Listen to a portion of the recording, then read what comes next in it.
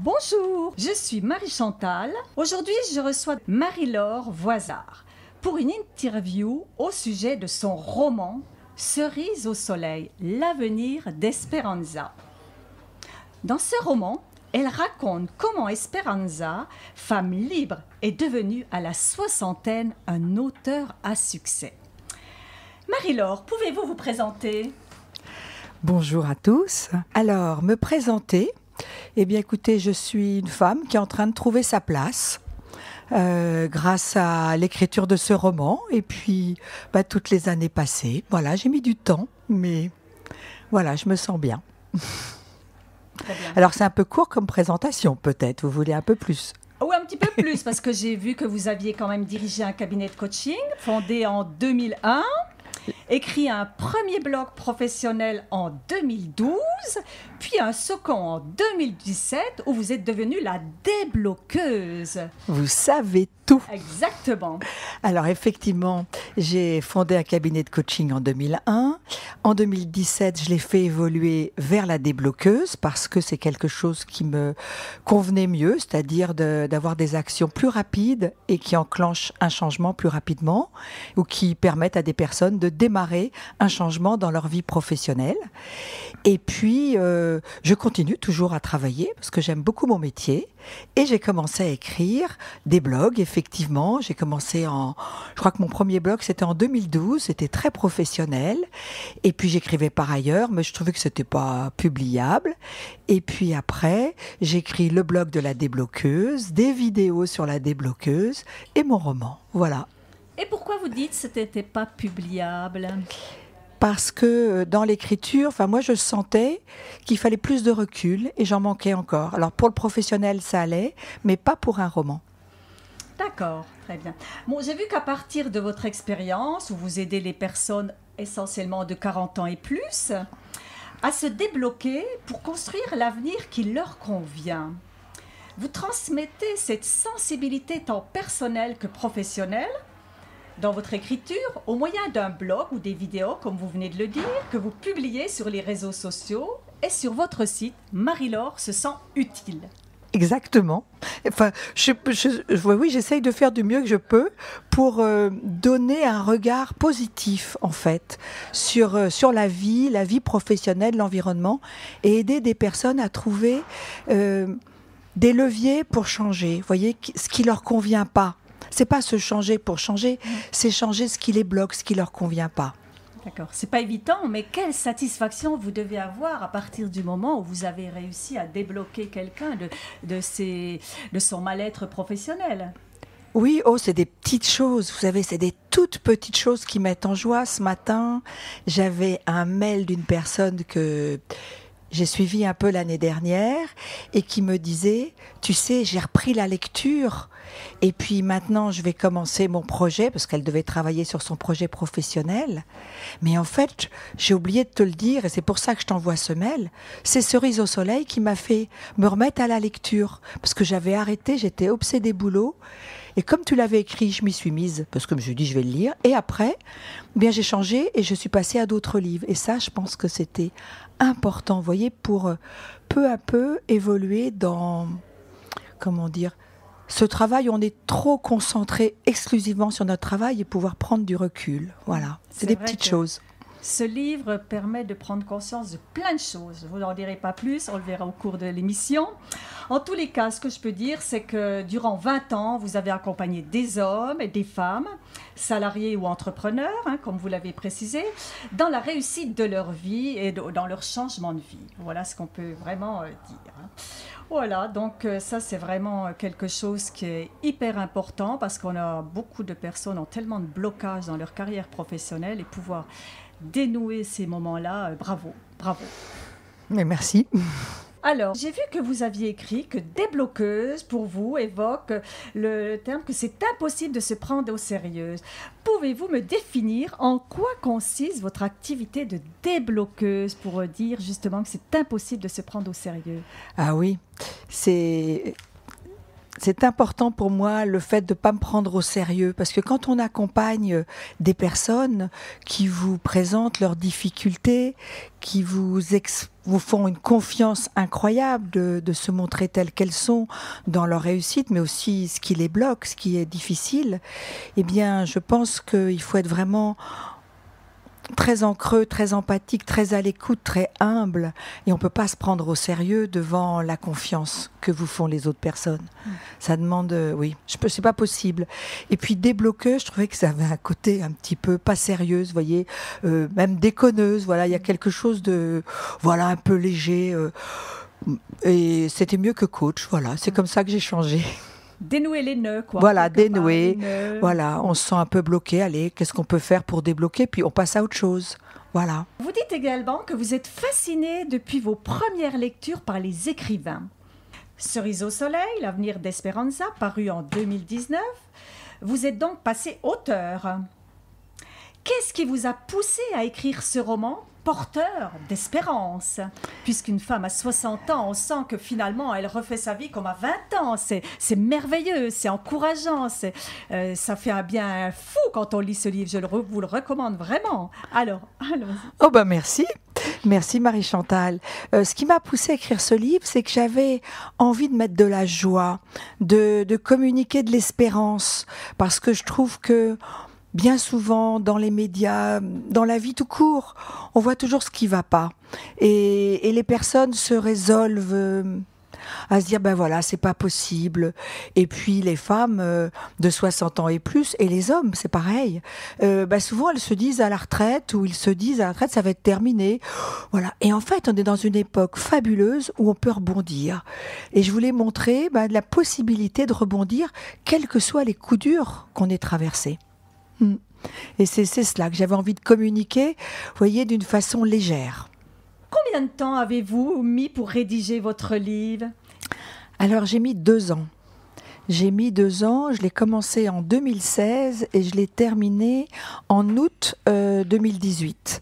Et en fait, j'ai mis 2 ans parce que je travaille en parallèle et donc en même temps, je voulais...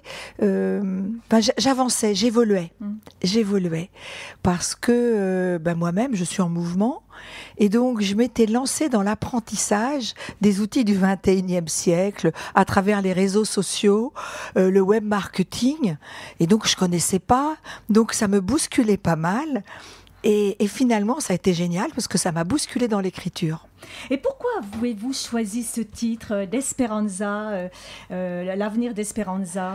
Alors c'est le premier qui est venu. Ça a été le sous-titre qui est venu d'abord, l'avenir d'Esperanza, et le prénom d'Esperanza, il a jailli comme ça. Je l'ai pas décidé. En fait, moi, je fais pas de plan. Donc, je laisse les choses monter en moi. Et puis, ça sort. Après, je trie. Hein. Et donc, l'avenir d'Esperanza, j'ai pas compris tout de suite qu'Esperanza, c'était espérance. En plus, vous savez, il y a des choses qui sortent de vous, on fait pas le lien. Alors j'aurais une petite question, c'est souvent une question que je pose à des auteurs.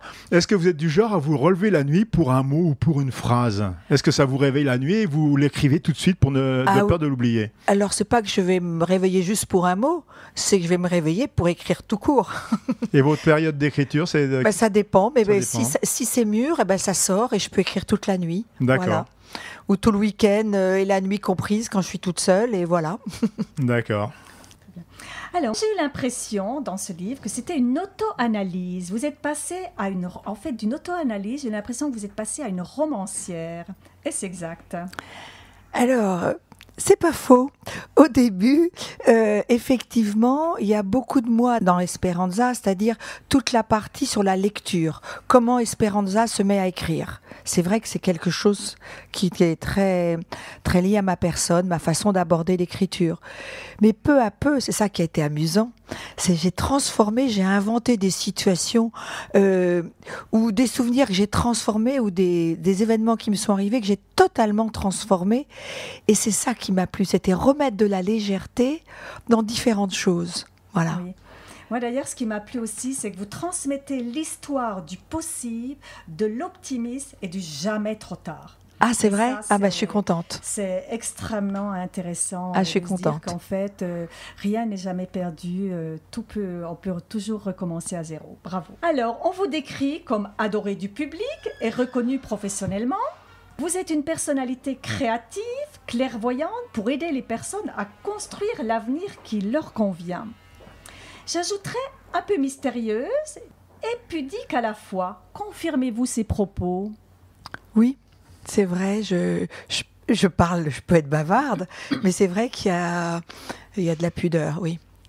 On le sent dans le livre, mais par moments, les émotions passent. Oui. C'est captivant parce que tout le monde pourrait à un moment donné s'identifier à certains chapitres de votre livre, quoi. Il y a beaucoup de vrai, quoi. De vrai. On a l'impression, ouais. Alors, j'ai l'impression que vous avez toujours la pêche aussi je ressens une belle énergie en vous. Pouvez-vous nous communiquer votre recette? Ma recette, c'est d'aimer la vie. Quoi qu'il se passe, quoi qu'il arrive, c'est vraiment d'aimer la vie comme elle est. Et même d'aimer le monde comme il est. C'est pas facile, mais c'est ça en fait. Parce que si on commence à rentrer dans de la haine, dans tout ça, c'est foutu. C'est foutu. Donc parfois on me dit t'es naïve, t'es trop positive. Mais je m'en fiche. Je préfère garder... Alors, ma bienveillance, mais bien sûr, de temps en temps, je dois être sûrement désagréable, mais disons que c'est vers là que je tends. Voilà, ça me semble important. Et du coup, ça régénère. Vous voyez, ça... On fait face, il y a toujours des emmerdes, il y a toujours des choses difficiles, mais on fait face et on y va. On y va parce qu'on voit les beaux côtés, les belles choses. Regardez ce que je vis aujourd'hui. Mais jamais j'aurais pensé à être à une radio tenue par des bénévoles, à l'hôpital Ambroise Paré. Enfin, c'est magique, vous voyez, c'est magnifique. C'est beau de vous rencontrer déjà. Enfin, je sais pas, vous faites des belles choses pour parler à des patients. Enfin, voilà, c'est une chance. Moi voilà, aussi, c'est une chance. C'est une chance énorme de vous avoir rencontré. Merci, mais... À 2 reprises en plus. La vie est faite de plein d'imprévus, mais il faut savoir les saisir. Et c'est ce que Esperanza raconte dans ce livre. Ne pas rater d'occasion. On l'a vu à tous les moments de son livre. On réserve pour les prochaines questions, on ne va pas en dire de trop. Votre livre relate la vie d'un écrivain, d'un éditeur, d'une famille, d'un libraire, de la colocation, de l'amitié et surtout des femmes de 60 ans qui rebondissent. J'ai l'impression que votre roman est basé sur votre propre expérience et celle des personnes que vous avez côtoyées. Vous dites être une femme passionnée par ce que vous faites. On dit que la passion ne dure que 3 ans. Disons que peut-être certains sujets peuvent vous passionner ponctuellement. Moi, je peux avoir des emballements incroyables pour une musique, pour un livre, pour un artiste, pour une rencontre. Mais la passion de la vie, ça vous tient. Vous voyez, ça vous tient une vie. Donc, vous êtes une femme passionnée. Oui. Et vous renouvelez les 3 ans. Je renouvelle. Ah oui, je renouvelle. Parce que sinon, pour moi, la vie n'a pas de sens. Oui. En fait, c'est ça. Oui. C'est que ça n'a pas de sens. Et votre livre est très positif parce que c'est quand même étrange quand on pense que perdre en fait son mari, un 31 décembre, perdre ses parents, tout est mêlé en même temps. On aurait pu dire, mais cette personne, elle n'a plus qu'une chose à faire, enfin, mettre fin à ses jours en lisant ce livre. Mais c'est toujours comme ça, la vie. Super bien rebondi. Il y a des moments de passion, d'amour, de tout. Enfin, ça donne le punch, vraiment. Marie-Laure Voisard présente son livre « Cerise au soleil, l'avenir d'Esperanza » que je vous recommande vivement. Alors, Marie-Laure, qu'est-ce qui vous a le plus marqué dans cette aventure littéraire? Ah, sacrée question.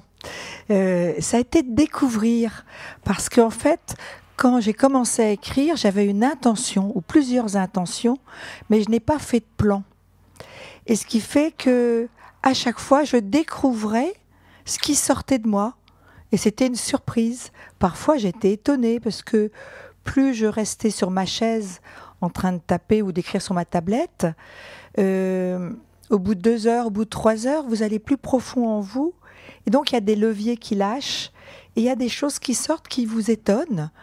et puis qui vous emmène dans vos personnages, dans des situations que vous inventez.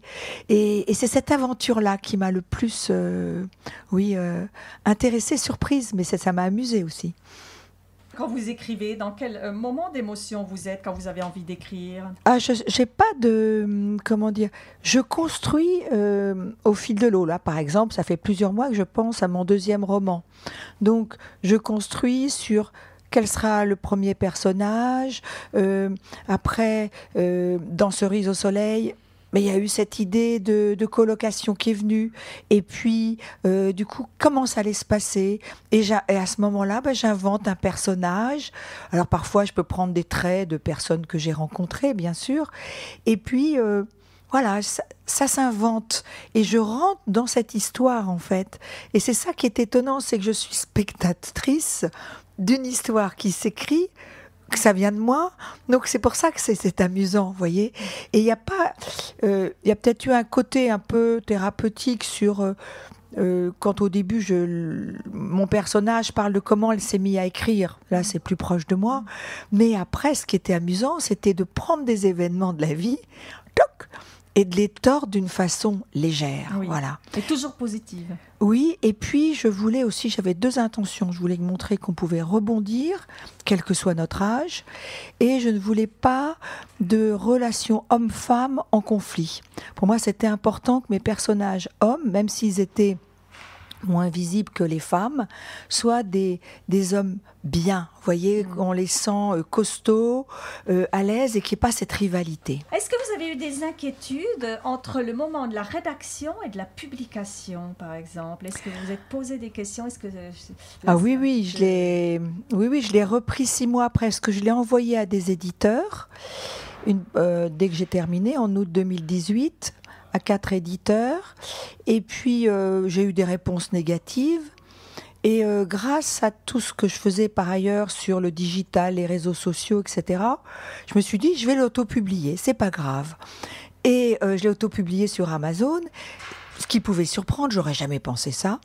Et là, je l'ai relu en re-regardant, parce qu'avant, je m'étais dit, un éditeur me conseillera. Tandis que là, ben non.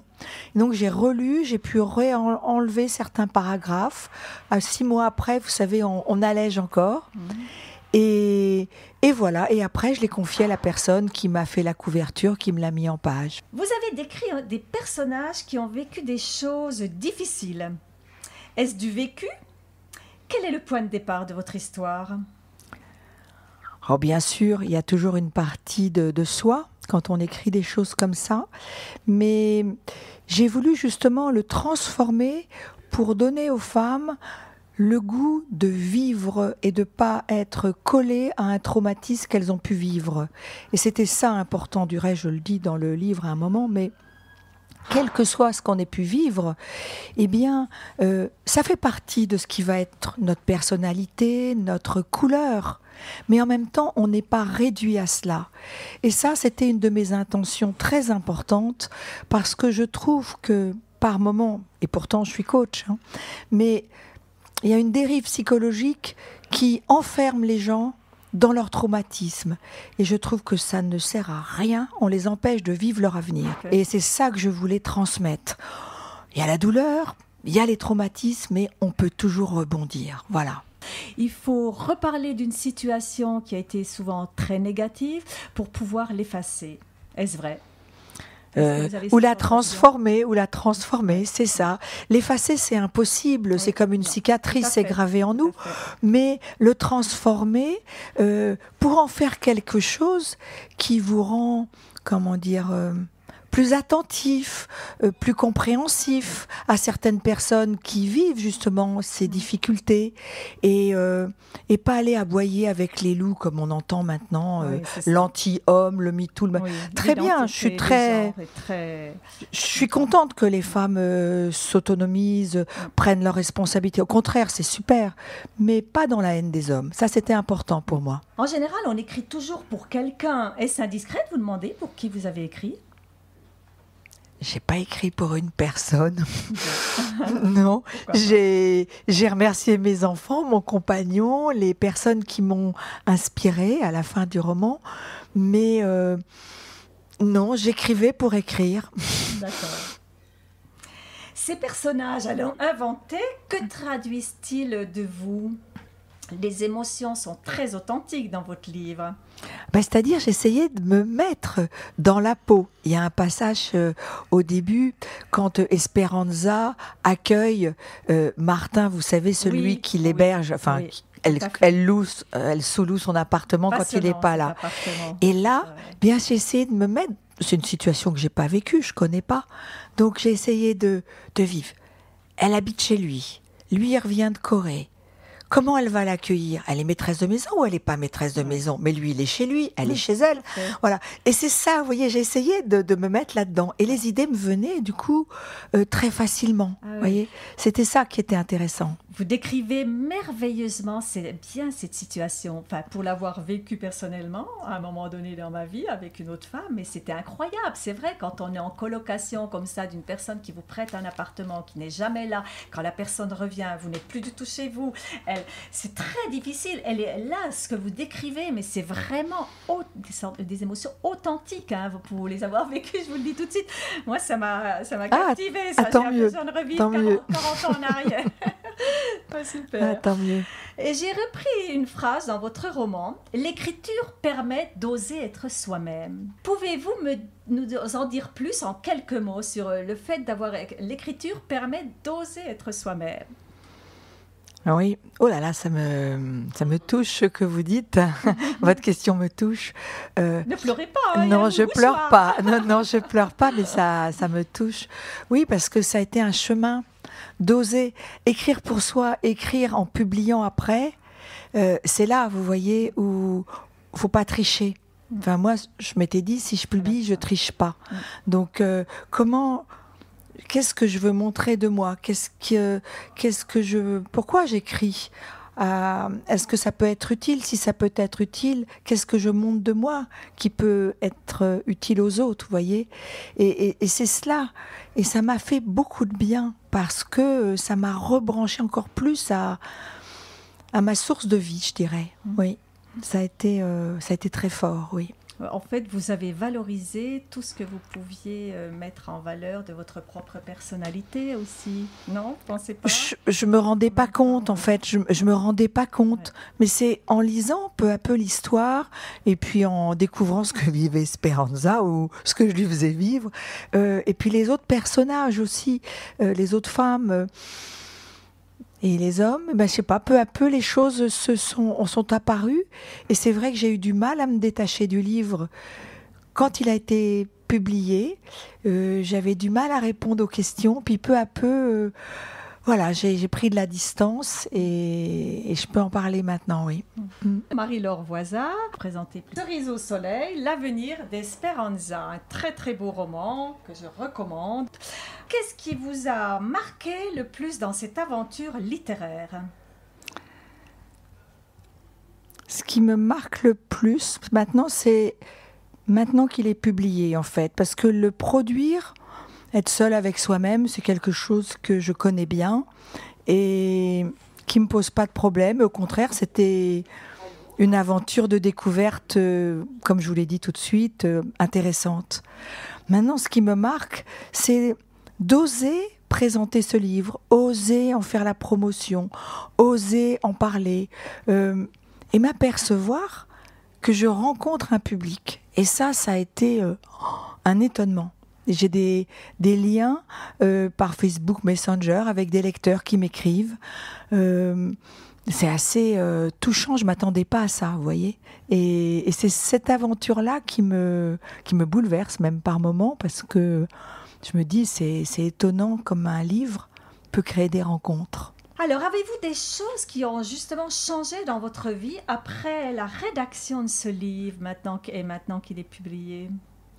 Ah oui. Par exemple? Eh bien, c'est vrai que j'ai plus confiance en moi. Voilà, tout simplement. Et je n'ai plus... Il y a des inquiétudes que je n'ai pas. Mais pour moi, c'est tellement énorme d'avoir osé auto-publier ce livre, d'avoir été sur Amazon, d'avoir fait la pub sur Facebook, Instagram, LinkedIn, et voir les résultats. Du coup... qu'est-ce qui peut m'arriver, hein, vraiment? Êtes-vous d'accord avec moi si je dis que votre roman est un mélange de biographie et de thérapie? Quand vous dites que chaque sensation et émotion vécue à l'époque ressurgit avec toute la puissance du moment du passé. Oh, vous avez drôlement bien lu, parce que je me souviens bien de cette phrase. Oui, elle m'a Ah oui. interpellée. Eh oui. Alors, pour expliquer peut-être aux auditeurs, c'est que Esperanza, donc le personnage principal, raconte sa vie dans ce livre, qui est son dernier livre, car elle est devenue un auteur à succès, et elle raconte à ses lecteurs comment elle est devenue cet auteur à plus de 60 ans. Et effectivement, dans ce livre, elle parle au lecteur par moment, et à un moment, elle lui dit « Vous devez être étonné de voir que ces émotions me reviennent aussi fort en me replongeant dans le passé. » Et parce que c'est à fleur de peau, en fait, et quand elle se replonge, elle revit. Et je pense que les émotions, c'est cela, on les engrange en soi. Et puis, quand on y retourne, on peut les retrouver avec beaucoup de force. Oui. Bien, là, comme c'était une histoire, si vous voulez, c'était amusant de trouver qu'est-ce qu'elle pouvait dire à ses lecteurs. Parce que c'est pas une biographie, moi je ne suis pas un auteur célèbre, c'est mon premier roman. Donc c'était ça, c'est de se mettre dans la peau de ce personnage pour qu'elle parle à ses lecteurs. Qu'est-ce que c'était? Et donc j'ai inventé, si vous voulez, et je me mettais dans... je sais pas, en profondeur, pour ressentir ce qu'un auteur, à mon avis, pouvait ressentir, une femme de cet âge-là, voilà, qui écrivait son roman, parce qu'elle l'écrit à 75 ans. Donc elle se rappelle de ses 60 ans, et elle a 75 ans quand elle commence son roman. Donc voilà, et en même temps, des personnes beaucoup plus jeunes qui l'ont lu me disaient mais c'est pas une question d'âge. J'ai dit oui, sûrement. Alors Patrick, je te sens depuis un certain temps que tu as envie d'interroger Marie-Laure. Oui, j'ai une petite question. J'ai lu votre livre qui m'a intéressé, j'ai aimé la façon dont vous l'avez écrit. J'ai écouté également sur YouTube une interview avec Mélissandre. Ah, d'accord. Voilà. Et donc ce livre, alors je sens que chez vous il y a eu des blocages, il y a eu des chaînes, que vous êtes résolument positive, mais vous avez explosé des chaînes, après que vous êtes la sœur d'une fratrie, la sœur aînée d'une fratrie. Donc j'ai l'impression que ça vous a bloqué quelque part. Votre maman, c'est quelqu'un d'effacé, donc ça, j'ai l'impression que ça vous a gêné. Vous avez fait partie d'une famille de militaires, et j'ai l'impression que vous avez été dans un carcan que vous ne voulez pas vraiment révéler. Et je pense que si vous parliez un petit peu plus de vous, ça aiderait à la compréhension de ce livre. Et moi, j'aurais plus d'empathie pour vous par rapport à ce livre. Ah, d'accord. Vous voyez ce que je voulais dire? D'accord, oui, je comprends. Donc ça Patrick. veut dire que vous parliez un peu plus de vous, que vous dévoiliez un peu plus, si vous voulez. Oui, c'est ce que vous avez dit. Je suis issue d'une famille bourgeoise traditionnelle, militaire, aînée de six enfants. Donc effectivement, avec tout ce que ça représente de tradition, de toutes ces choses-là. Et avec toutes les incohérences qu'on peut vivre dans certaines familles. Et donc... mais moi, je me suis échappée dans la lecture, dans l'écoute de la radio. La radio a été très importante dans ma vie.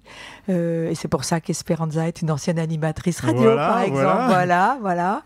J'ai beaucoup écouté la radio, beaucoup lu. J'ai fait beaucoup de musique. Et en fait, c'est comme ça que j'ai pris de la distance. Voilà. Cette sorte d'échappatoire. Une sorte d'échappatoire. Il y avait sûrement des bons moments, mais disons que... c'était quand même une éducation où une fille se mettait pas en avant. Hein. Oui, voilà. Voilà, si là ce que je fais sur Facebook et compagnie, c'est pour ça que c'est énorme pour moi, parce que ça se fait pas. Enfin, dans mon éducation, ça se fait pas. Et votre maman n'est toujours pas au courant? Non, voilà, oui, je le dis en riant toujours. Voilà. Elle n'est pas sur Facebook et elle ne sait pas. Et elle ne sait pas, je dis ça en riant, puis elle ne sait pas ce que c'est Facebook en fait maintenant. Mais c'est vrai que j'étais pas programmée pour cela. Et en fait, d'oser tout cela, ça m'amuse beaucoup en fait maintenant. C'est ça qui est amusant, vous voyez, c'est parce que on est libre en fait, c'est ça. Oui, mais j'ai l'impression que vous n'allez pas exploser parce que le fait que votre maman ne soit pas au courant, vous êtes dans la soixantaine, donc vous avez l'âge de raison. Non, mais donc... je dis ça en riant, c'est de l'humour. Ah oui, c'est de l'humour. D'accord. Parce que, non, ça c'est de l'humour. Je fais, justement, sur les posts LinkedIn, je sais plus, une fois j'avais mis des compliments d'un de mes clients et il y avait quelqu'un qui avait dit on a fondé l'association des gens contents d'eux ou un truc comme ça. Et puis j'avais répondu, oh bah non, ma mère n'est pas au courant, heureusement. Enfin, c'est pour rire. Ah non, mais ça c'est pour rire. Non. D'accord. J'ai pas. Non, ça je le dis. Mais disons que c'est pour montrer d'où je viens en fait. Voilà. C'est d'où je viens. Voilà. Bah moi, ça me manquait un petit peu ça justement. Voilà. Est-ce que j'ai répondu à votre Oui. Merci. Mais c'est vrai que moi j'aime parler de l'avenir et pas du passé. C'est vrai que c'est quelque chose qui est important. Mais c'est important le passé pour ça aide comprendre. à comprendre parce que des patients qui sont à l'hôpital qui ont vécu des choses, ça peut leur permettre de dire ah bah moi aussi j'ai vécu quelque chose et donc Marie-Laure a réussi. Moi quand je vais sortir de l'hôpital je peux engager quelque chose et moi aussi je réussirai. C'est vrai, vous avez raison. Oui. Donc c'est une façon d'aider les autres. C'est une autre façon, tout à fait. Merci. Merci Patrick. C'est vrai. On peut toujours oser l'impossible. Qu'est-ce que vous ressentez lorsque vous écrivez là, ce jour, quand vous écrivez? Quelles sont les émotions qui se dégagent quand vous écrivez? Bien, en fait, je suis focalisée sur ce qui jaillit. Donc, je suis pas forcément dans un état d'émotion. Je suis en train d'être dans mes personnages, vous voyez, dans qu'est-ce qu'ils pensent, comment ils vivent, comment ils se déplacent, c'est cela en fait. J'essaye vraiment de rentrer dans leur peau. Et donc c'est une concentration. Parfois ça fait rire, parfois c'est quand je relis après que ça me surprend. Mais quand j'écris, je suis dans mon personnage. Voilà, je suis vraiment focalisée dessus. Complètement. Oui. Donc vous imaginez dans la situation. Je suis dans la situation, je la vis. Du coup, c'est parce que je la ressens d'une certaine façon que la suite s'invente. D'accord. Parce que j'ai pas d'idée sur la suite. Et il y a un moment, je sais que le chapitre est terminé parce que je sais quelle va être la prochaine étape. Mais j'ai pas écrit un plan. Vous voyez, je sais pas faire ça. Pourquoi avoir choisi justement cette couverture là, le transat, une couverture très légère, une jolie écriture, les couleurs. Pourquoi en fait cette couverture? Alors l'écriture se distingue quand même. Elle se distingue. Là, vous mettez ça sur une plage ensoleillée, vous faites un chiffre d'affaires. Peut-être, je sais pas. Oui, c'est parce que je voulais montrer que c'était un livre qui était léger. Voilà, le transat c'est léger, c'est le soleil, c'est les vacances. Je voulais qu'il soit vide parce que c'est l'avenir d'Esperanza. Donc elle a à nous d'inventer et peut-être que chacun peut se poser dans son transat pour son avenir. Voilà. Donc ça s'est imposé à moi. Vous voyez, ce que je fais en fait, je le calcule pas. C'est que j'ai des idées. Et puis je ressens si c'est juste ou pas juste. Parfois je me dis oh non ça c'est. Puis comme elle revient, du coup je creuse. Et puis à un moment je sens ok je fais comme ça. Voilà. Et puis l'écriture c'est Anne-Catherine Guervel qui a mis en page ce livre, qui me l'a proposé et j'ai trouvé que c'était joli. Donc je dis bravo, continue comme ça. Avez-vous bien évidemment un nouveau livre en cours de rédaction comme Oui, je suis en train de. Oui, je suis en train de continuer dans la même veine, en fait, en prenant un autre personnage de ce livre, qui est Rosalie, la meilleure amie d'Esperanza, qui est peintre. Et donc, j'aimerais écrire l'avenir de Rosalie. Et Rosalie, je voudrais raconter comment elle a réussi à devenir peintre, parce que c'est un petit peu dit dans Cerise au soleil qu'elle expose maintenant, et je décris sa peinture.